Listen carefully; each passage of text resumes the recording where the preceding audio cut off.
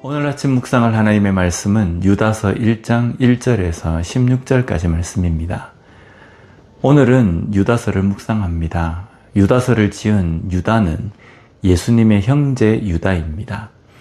그리고 그는 자신을 예수 그리스도의 종으로 소개합니다.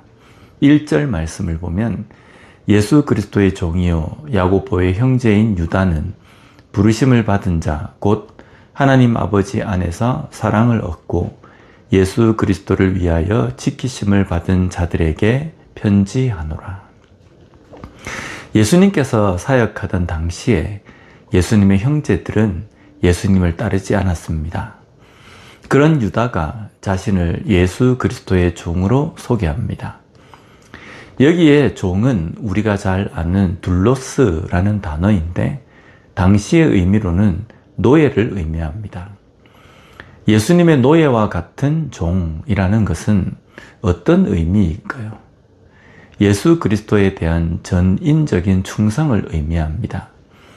나름 생각도 가치관도 주장할 것도 있지만 그것을 하지 않는 것입니다. 그리고 오직 주인이신 예수 그리스도에 충성하는 삶이 되는 겁니다. 오늘날 우리는 우리 스스로를 예수 그리스도의 종이라고 표현합니다. 그렇다면 나는 정말 종의 삶을 사는가? 나는 정말 예수 그리스도 앞에 노예와 같은 존재라고 생각하고 있는가? 이것을 좀 심각하게 돌아보았으면 좋겠습니다. 그래서 입으로만 종, 노예라고 하지 말고 진정한 종답게 노예답게 말씀 앞에 예수 그리스도 앞에 서는 우리가 되었으면 좋겠습니다. 유다가 지금 유다서를 기록하는 목적은 교회 안에 들어와 있는 거짓 교사와 이단자들 때문입니다. 예수님 승천 이후에 초대교회 시대를 거치면서 기독교가 여러 상황 가운데 놓입니다. 첫 번째는 극심한 핍박을 받게 되었습니다. 핍박을 받게 된 이유는 여러 가지였습니다. 그 중에 가장 큰 것은 로마의 황제가 아닌 예수 그리스도를 왕으로 삼았다는 이유입니다. 그리고 로마의 우상을 거부하고 자신들만 모여서 살과 피를 먹는다고 하니 이것을 식인 집단으로 여긴 겁니다. 이로 인해서 로마 정부로부터 탄압뿐 아니라 유대인들에게까지 핍박을 받습니다. 그러나 그런 핍박이 있음에도 불구하고 신앙은 더욱더 견고해지고 예수 그리스도를 믿기로 결단하는 사람들이 많아졌습니다. 아이러니한 상황입니다. 핍박과 탄압이 있으면 자연 그 세력이 약해지고 끝에는 사라지는 것이 보통인데 기독교는 그렇지 않았습니다. 탄압과 핍박을 받으면 받을수록 더욱더 부흥했습니다. 그런데 이런 부흥의 시대에는 반드시 그 부흥을 상업적으로 개인적으로 이용하려는 사람들이 있다는 겁니다. 그것이 바로 거짓 교사와 이단자들입니다. 이 둘은 모두가 그리스도를, 신앙을 상업적으로 이용하는 사람들입니다. 그들의 목적은 돈, 자신의 명예, 인기입니다. 그들이 입으로 가르친다고 하지만 궁극은 복음을 가르치는 것이 아니라 그것으로 돈과 인기를 얻으려고 하는 것입니다. 여기에 그리스도인들이 현혹됩니다. 이런 것에 현혹되는 것은 긴가민가 해서 넘어가는 것이 아닙니다. 나름대로 확신이 있는 겁니다. 이것이 무서운 겁니다.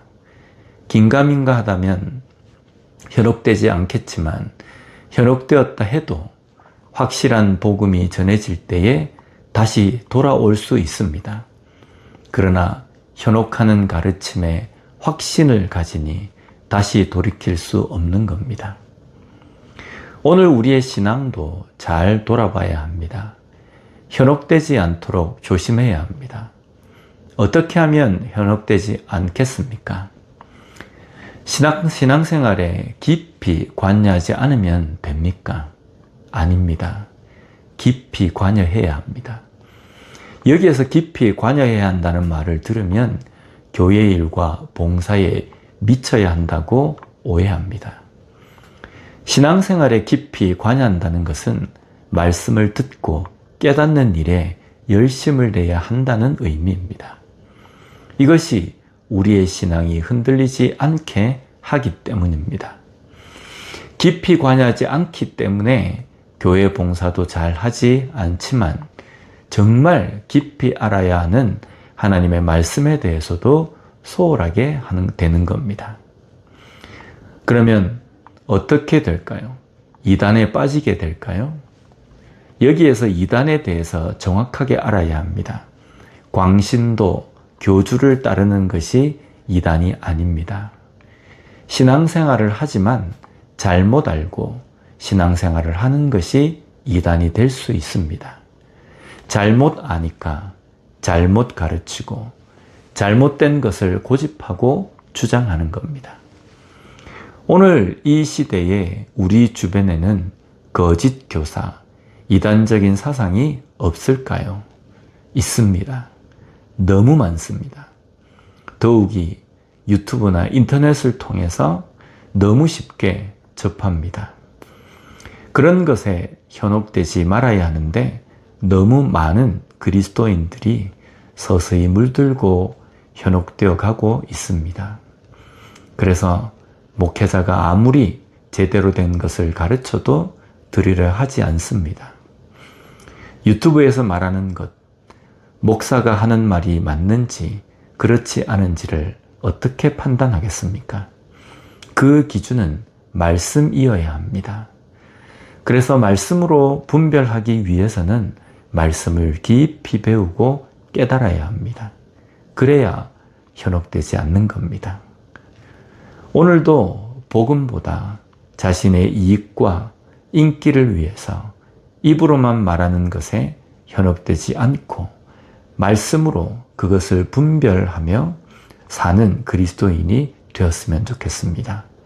더 깊이 말씀에 대해서 배우고 깨닫고 제대로 배워서 바른 길을 걸어가는 우리 모두가 되었으면 좋겠습니다. 기도하겠습니다.